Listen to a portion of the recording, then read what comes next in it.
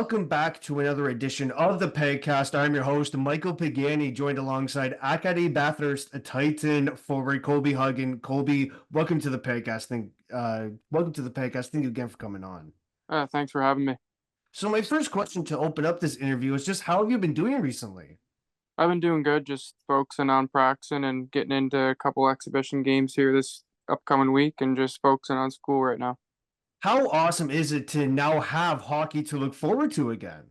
It's pretty good. In the summertime, I was getting a little bored not going to the rink every day, so it's kind of nice being there all the time with the boys. What did you get up to this summer? I just golfed a lot and hung out with the boys and did a little work. What was golfing like? Was it with just like some of the teammates from the team or just guys from back home? Guys from back home, just my buddies from high school. We always hang out all the time, so we golfed a lot this summer. What did you focus on in terms of hockey skills for the off season? Summer I just focused on just some strength and power and a lot of balance. Getting into your story a bit, who influenced you to get into hockey? Definitely my dad. My dad influenced me a lot to get into hockey because he played hockey growing up, and so did my mom actually. My mom played Canada Games hockey, so they both kind of influenced me to put the pair of skates on. How awesome was it to see some of their games growing up, and then now they're watching you and your journey unfold?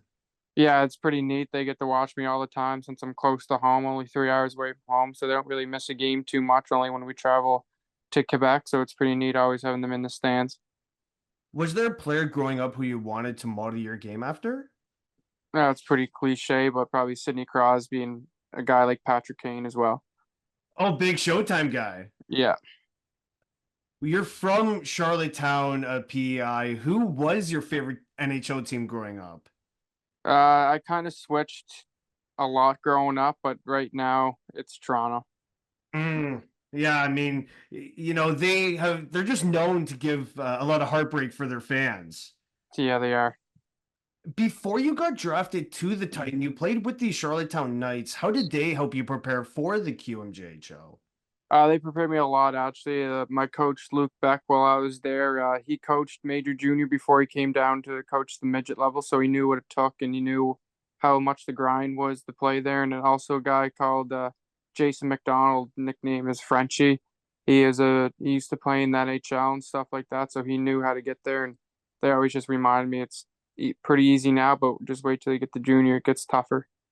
So, So what was that kind of like having coaches of that elite level kind of pass on their advice to you? it was pretty crucial just growing up. Like when you're 15 years old, 14 years old, you don't really know what to expect when you get to that level, let alone get when you get to the midget level, how big of a step it is from Bantam. So having them by my side all the time was pretty big. What was that final season like with the Knights? Because at the time, that was during the pandemic. So, did you get much kind of game action in?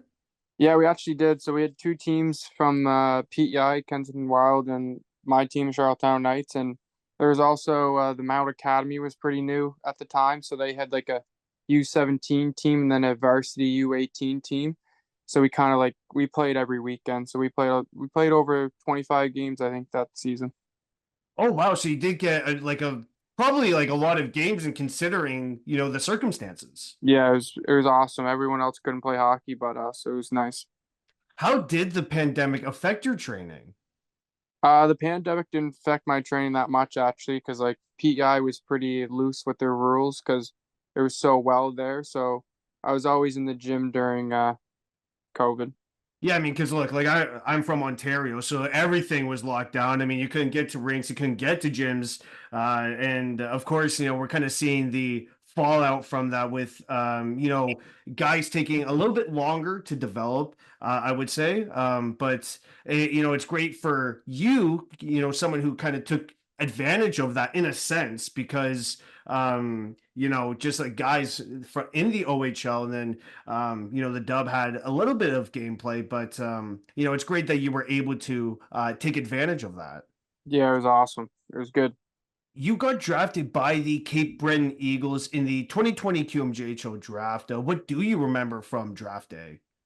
That was a while ago, but it was all I remember is I was sitting around a couch with all my family members, like a couple close cousins who are like brothers to me, and my grandparents and my parents, and we are kind of just chilling there, and I was just on my phone scrolling, and then I look at the TV, my name popped up, and we kind of just went in shock. It was like, wow. And then I received the phone call, and then I knew it was true.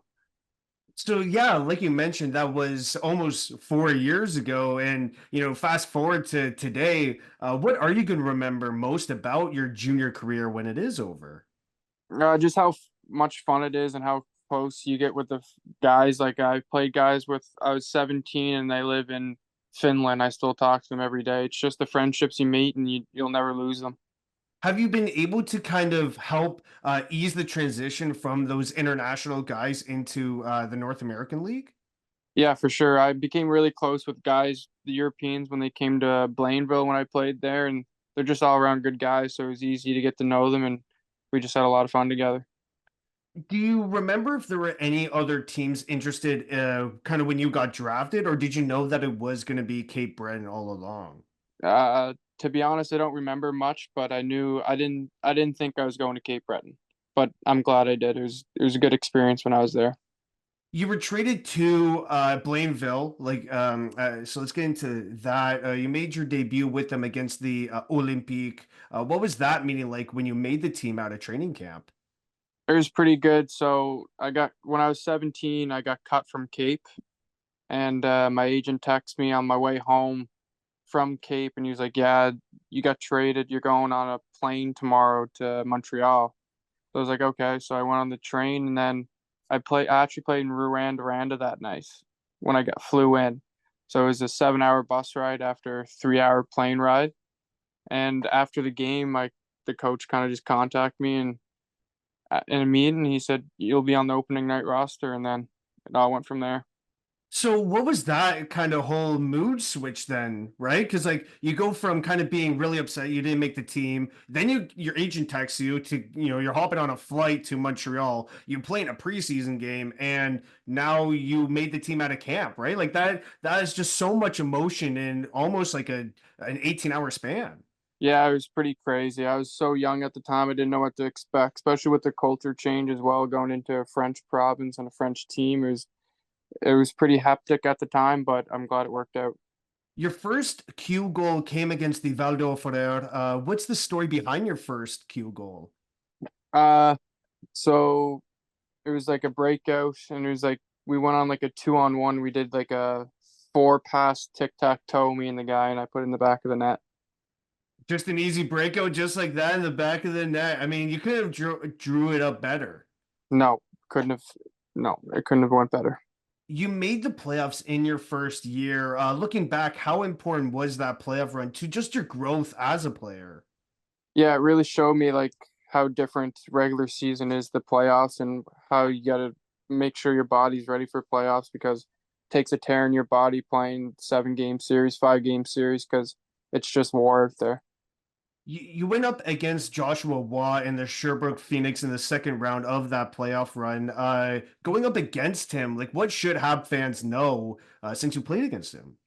He's a really good hockey player. He's got great skill. He's good IQ, and he knows how to torment you in the defense zone. That's for sure. And he's just an all around great hockey player. Do you remember just how much of your game plan kind of focused on limiting his offensive abilities? No, I don't really remember that much, but I probably could figure it out pretty quick that it was shut him down and finish him when you can. In 2022-23, you were reassigned to the Maritime Junior Hockey League. How were you able to use that as a reset? And did it help you kind of focus on your game a little bit? Yeah, for sure. Going down to the MHL when I was 18 was my own decision. I left Blainville at Christmas time because I wasn't happy there, and I need to focus on myself. So I went down there, and as soon as I got there, it took like a week to get into, but then I fell in love with the game again, and it all went from there. Just practicing on my skills and making my game go to the next level. Well, I mean, this past season, you said career high in every major stat, points, 63 points in 68 games. So, like, was that just because of the change of scenery? Was it because of kind of going down to the MJHL, like you mentioned there? Kind of what led to your offensive explosion with the Titan? For sure, going to the MHL, definitely I gained my confidence back and all my puck skills, confidence back, and putting the puck in the back of the net. But as soon as I came to Bathurst, the coaching staff, especially Gordy Wire, were very welcoming and they had confidence in me, and that was the biggest thing. So when I stepped foot on the ice, I knew the coaches had confidence in me, so I could just do what I do, and it worked out very well for all of us. Did you find that the coaches saw kind of the potential that you could bring to the team? Yeah, for sure. Gordy's from PEI and I'm from PEI, so he knew what I brought to the table, and it was just whether or not if I could do it for him, and I did, so it was perfect. In the first round of the playoffs, you guys went up against the Halifax and Mooseheads. Matthew Cataford and Marcus Vidicek are just two terrific players. How were you able to limit their chances offensively? We had a good playoff run against them. We everything clicked at the right time for our team. We were great defensively, and then our offensive just exploded during that series, so it was pretty good. Everything just worked out for us very well. The first two games of that first round series went to overtime. What's it like to play in playoff overtime? It was pretty sick, especially playing in Halifax in front of 11,000 people, almost sold out. It was pretty surreal when you get to just hear the silence in the crowd from when you first step on the ice for the first period and it's rocking, and then at the end of the game when they're all silent walking out, it was pretty sick. Well, then also when you're kind of stepping on the ice, you just hear all the boos from the crowd, I can imagine. Yeah, it's pretty sick. It just gets you going. Robert Orr was drafted in the fifth round of the 2021 NHL draft. What's it like playing with him? Yeah, me and him became best buddies. Since I got to the team, he was pretty welcoming to me. So we had a friendship going, and once we became line mates, something just clicked, and now we're just best friends. He was pretty good, and he's a great person off the ice, and an even better player on the ice. It must be really, I guess, weird or interesting because his nickname is Bobby Orr. Like he's Bobby Orr. Yeah, he is Bobby Orr. Uh, how come you chose to wear number 91? There's no reason behind it at all. When I went to the MHL, they gave me four jersey numbers, and the rest of them were like 45 and like two. So, and there's a 91. I was like, I'll take the 91, and I just stuck with it since. I mean, look, the reset, the confidence, right? Kind of just feels like you're a 91 now. Yeah, I am. Have you played in any teddy bear toss games? Yeah, I have. I played in, I think, I played in three. What are your memories from them? Just the fans going ballistic. As soon as you score that goal, you know they're coming.